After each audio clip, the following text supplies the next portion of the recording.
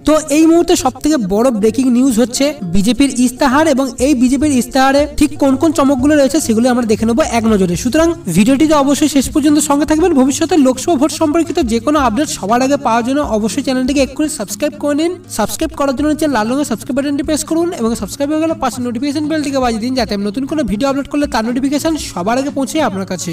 তো 5 বছরের কাজের ফিরিস্তি দিয়ে ইস্তাহার প্রকাশ করে আগামী 5 বছরে নতুন ভারত গড়ার প্রতিশ্রুতি বিজেপির।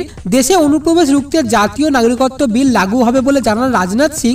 রাম মন্দির তৈরির প্রতিশ্রুতিও বিজেপির ইস্তাহারে রয়েছে। ক্ষুদ্র ব্যবসায়ীদের পেনশনের প্রতিশ্রুতি বিজেপির ইস্তাহারে রয়েছে।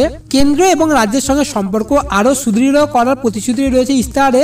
কলেজে আসন সংখ্যা বাড়ানোর প্রতিশ্রুতি রয়েছে এখানে। তার সাথে সাথে দেশের সব কৃষকদের বছরে 6,000 টাকা দেওয়ার প্রতিশ্রুতি রয়েছে বিজেপির ইস্তাহারে। এবং সব থেকে মোস্ট ইম্পর্টেন্ট যেটা, বিজেপির ইস্তাহারে কিন্তু ফের রাম মন্দির নিয়ে বিজেপির লক্ষ্যমাত্রা স্থির করলো বিজেপি।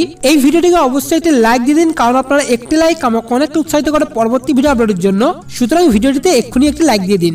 ইস্তাহার প্রকাশের মঞ্চে রাম মন্দির তৈরি নিয়ে নিজেদের অবস্থান অন্যরা রাখলো গেরুয়া শিবির। ইস্তাহারের মারফত জানানো হয়েছে যে বিজেপি ফের ক্ষমতায় এলে সংবিধান অনুসারেই অযোধ্যায় রাম মন্দির তৈরি করা হবে।